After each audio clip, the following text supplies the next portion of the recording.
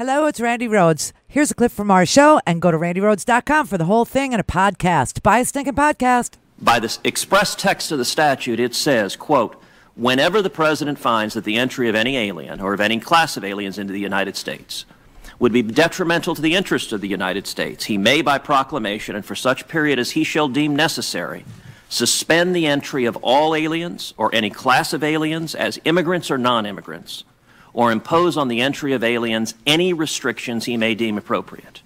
Would you agree that that is broad statutory authorization? I would, and I am familiar with that, and I'm also familiar with an additional provision of the INA that says no person shall receive preference or be discriminated against in issuance of a visa because of race, nationality, or place of birth. That, I believe, was promulgated after the statute that you just quoted. And that's been part of the discussion with the courts with respect to the INA, is whether this more specific statute trumps the first one that you just described. But my concern was not an INA concern here. It rather was a constitutional concern, whether or not this the executive order here violated the Constitution, specifically with the Establishment Clause and equal protection and due process. The car that made these two equal-length tire marks had posi traction. You can't make these tire marks without posi traction, which was not available on the '64 Buick Skylark. Oh, look at that face. Look at him. He has just met Mona Lisa Vito, everybody. Oh, it was just...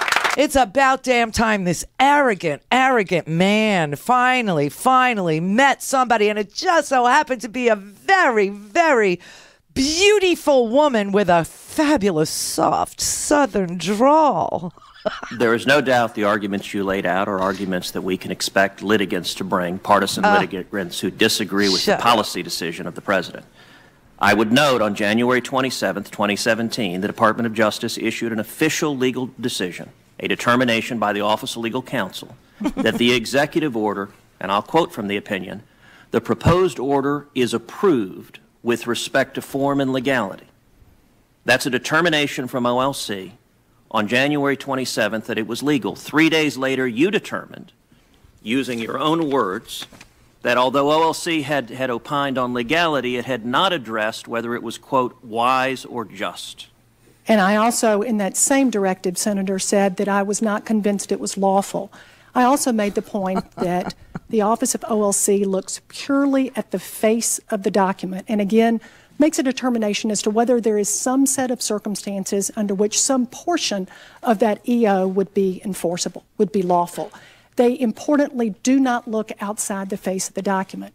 And in this particular instance, particularly where we were talking about a fundamental issue of religious freedom, not the interpretation of some arcane statute, but religious freedom, it was appropriate for us to look at the intent behind the president's actions, and the intent is laid out in his statements. Final, very brief question. Mm-hmm. But wait, there's more. You see where the left tire mark goes up on the curb and the right mark stays even on the pavement? Well, the '64 Buick Skylark had a solid rear axle, so when the left tire would go up on the curve, the right tire would tilt out and ride along its edge. But that didn't happen here.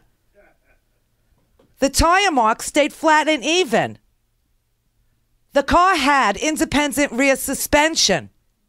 Now, in the 60s, there were only two other cars made in America that had posi traction and independent rear suspension and enough power to make these marks. One was the Corvette, which could never be confused with a Buick Skylark, and the other one had the same body length, height, weight, wheelbase, and wheel track as the '64 Skylark, and that was the 1963 Pontiac Tempest, which also came in metallic green.